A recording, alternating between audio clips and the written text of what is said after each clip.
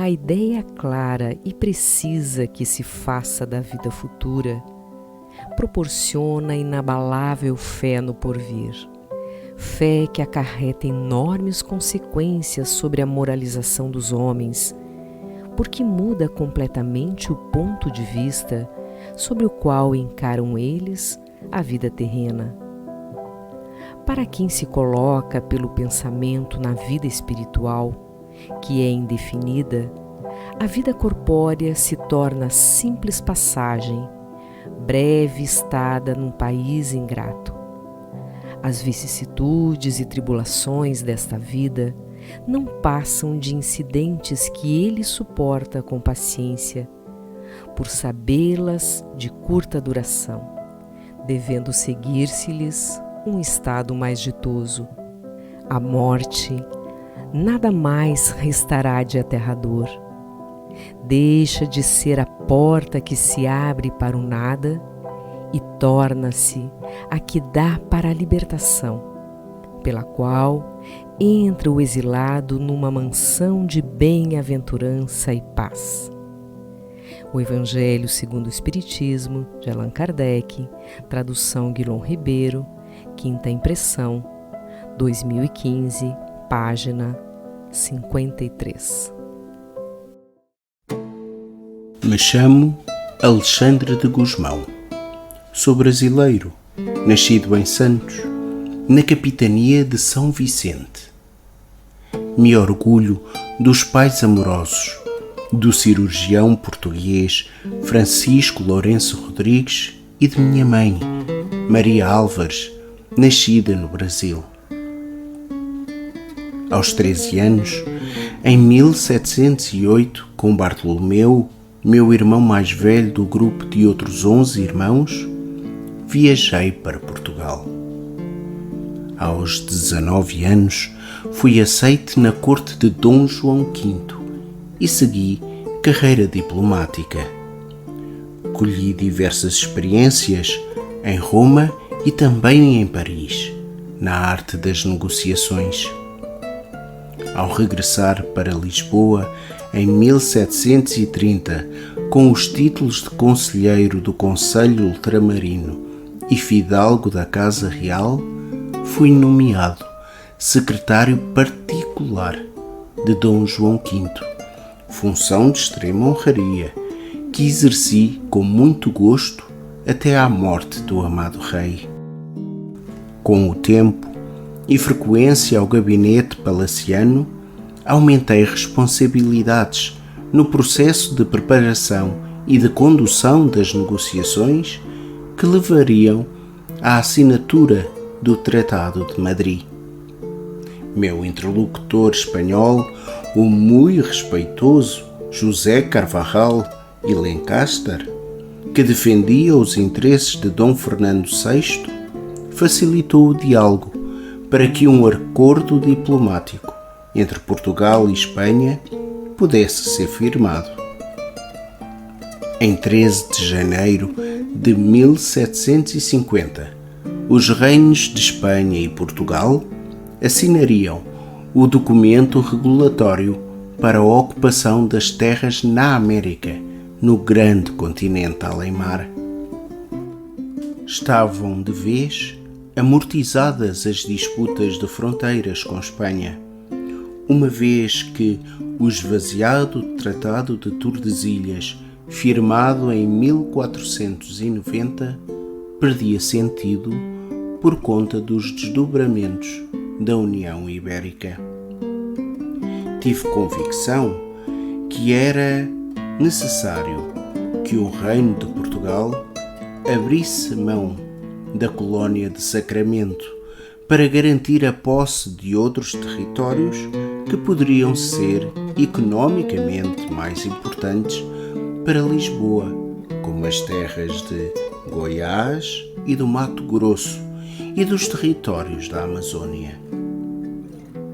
Nesse acordo com a Espanha, preocupada em barrar o avanço português no sul da América e garantir o domínio total do estuário do Prata, assegurei para a coroa de Dom João V o território dos 7 povos das missões.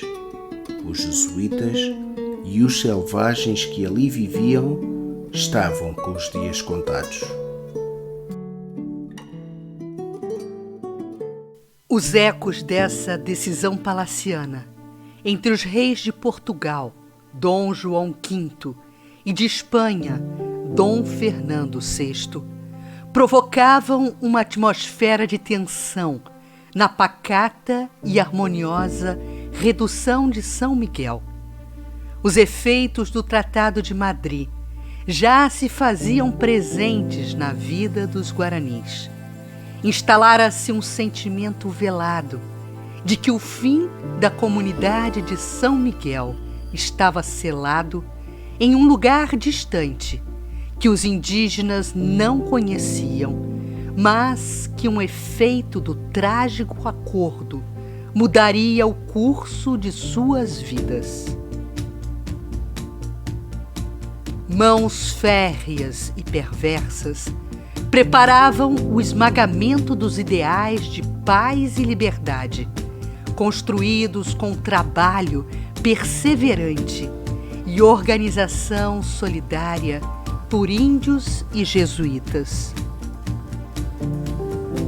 A conexão de Cepé com as potências superiores que regiam os destinos das missões deu-lhe a condição de preparar-se para o longo caminho até o holocausto de seu povo.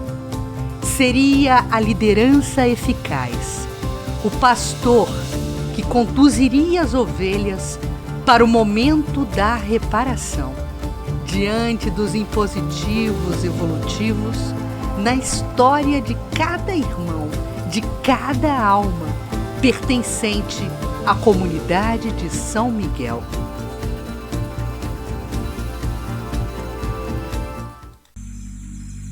Muitas luas antes da fatídica decisão do Tratado de Madrid, Cepé dirigia uma reunião do Cabildo quando, de repente, anuviou o olhar, calou a voz e, curvando a fronte, ficou alguns instantes em absoluto silêncio.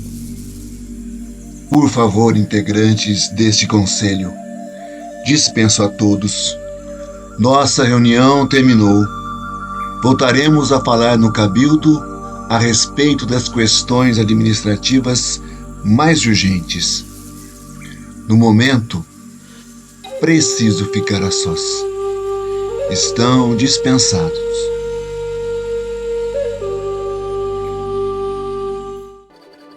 Cepé retirou-se pensativo, buscando, como sempre fazia nos instantes de graves decisões, a mata, seu altar de meditações. Eu aprendera a segui-lo de longe e aguardar, sem lhe perturbar as reflexões, até que ele me chamasse para transmitir preciosas lições e, raras vezes, consultar-me sobre os rumos a serem traçados para a tribo.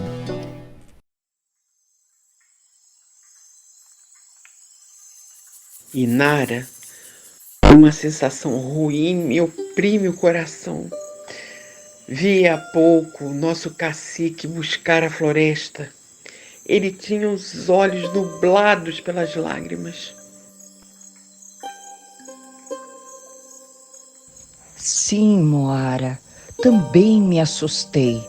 Quando fui falar com ele, se desvencilhou rapidamente, sendo seco nas ordens para o acolhimento das novas famílias. Sua voz serena e firme tinha traços de oscilação, revelavam dor. Nosso cacique Cepé está em aflição e sofrimento. Sua alma valorosa parece ler as ameaças de Anhangá e perceber o ronco de Tupã em presságio de tempestade. Aproximei-me do filho adotivo querido, do guerreiro em solitude e em meditação. Seu olhar distante traduzia reflexões profundas. Padre José, Os reis do mundo não conhecem os triunfos do céu.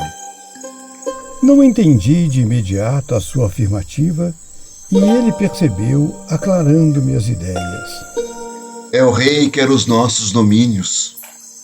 Crê que tenhamos aqui um império de riquezas materiais que podem ameaçar o seu poder.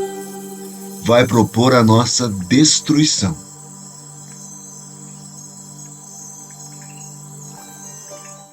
Fiquei surpreso.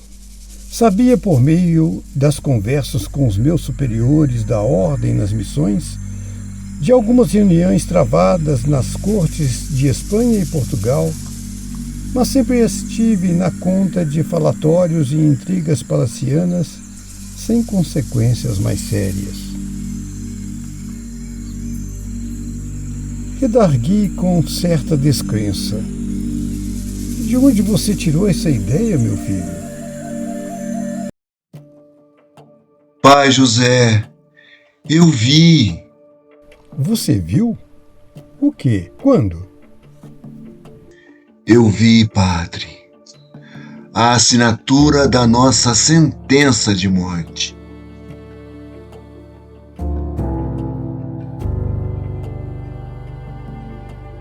Mais confuso e agora um tanto apavorado, continuei indagando.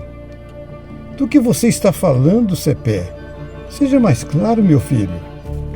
Lentamente, ele levantou-se do pequeno tufo de grama onde estivera sentado e colocou-se de joelhos à minha frente.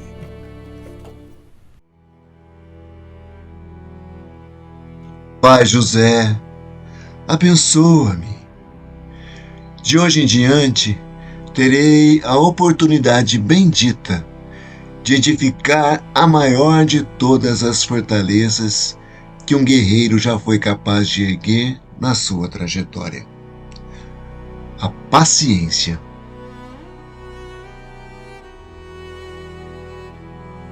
Pousei a destra sobre a sua cabeça e continuei ouvindo a sua fala repassada de emoção. Eu tive a visão dos dias futuros. Viveremos luas de aflição, meu querido pai, de espera, de lutas e, por fim, de resignação. Ordenaram que deixemos a nossa terra. O Pai de todos nós acena com uma marcha ascensional, tal como seu filho maior e nosso irmão Jesus a fez para o Calvário.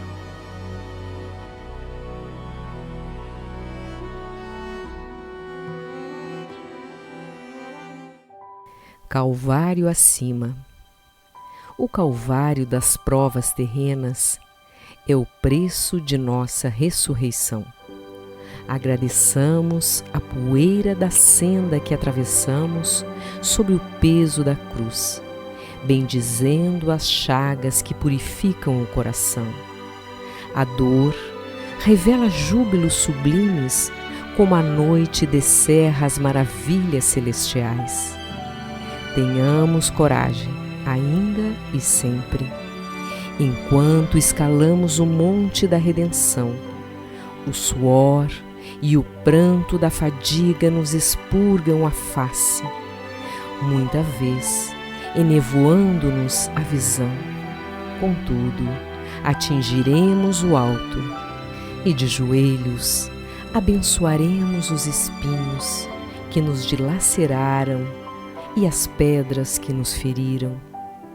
De certo, no jardim humano, o perfume das flores passageiras nos entontece, mas no escabroso caminho da ascensão espiritual, nossas flores mais belas são as que desabrocham da compreensão e do amor que nunca morrem.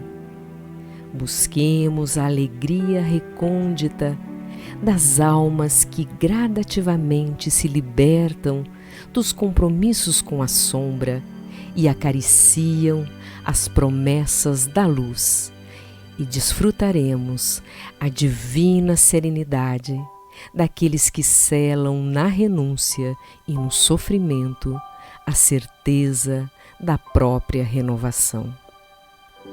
Trecho da psicografia de Agar, ditado a Chico Xavier em Pedro Leopoldo, Minas Gerais, na noite de 7 de março de 1956 e publicada em O Reformador, de janeiro de 1958.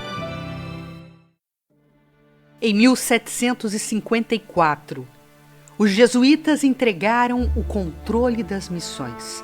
Entretanto, os guaranis, liderados por Cepé Tiaraju, se recusaram a cumprir a ordem de mudança.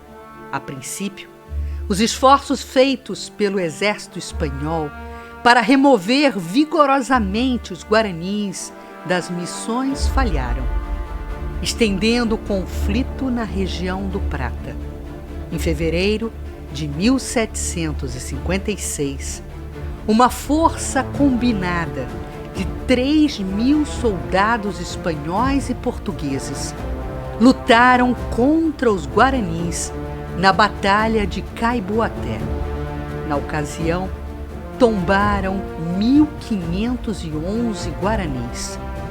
Um holocausto dos indígenas, provocado pela sanha de poder. Na sequência da batalha, o Exército Conjunto Luso-Espanhol ocupou as 7 missões.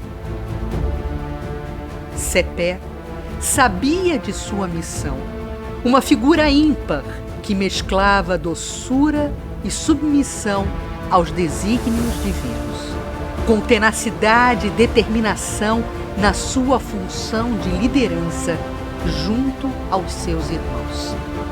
Muito antes daquela manhã em que os mensageiros da Companhia de Jesus chegaram a São Miguel com a ordem emanada do tratado que expulsava os guaranis de suas terras, o guerreiro da paz se preparava diuturnamente para forjar a têmpera espiritual necessária para os dias que viriam.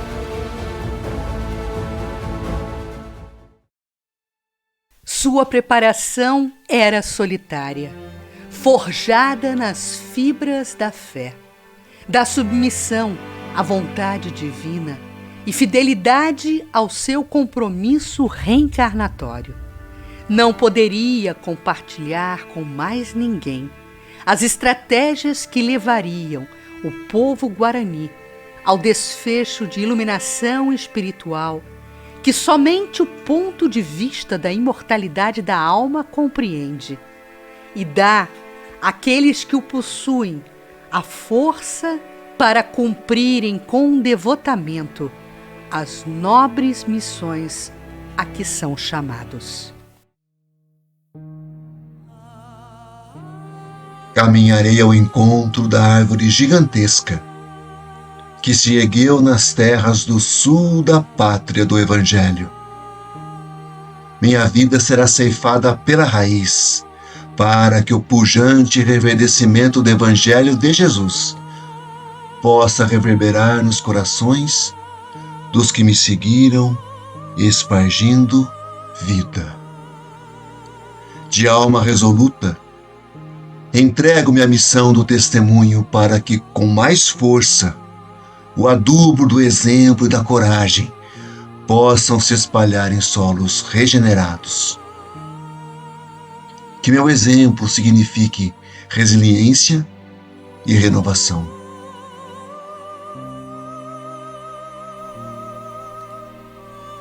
Etimologia da palavra cepé. Estudiosos propõem algumas possibilidades de significado para o nome. Sapé ou sapé. É o nome de uma gramínea muito comum no Rio Grande do Sul. A planta é chamada também de capim Santa Fé. Esta espécie é utilizada para a recuperação de terras após secas e queimadas. Por isso é representativa de um sinal de esperança e luz. Outro possível significado atribuído ao nome Cepé de Araju seria o de chefe e sábio, como ele significou para os povos indígenas guaranis.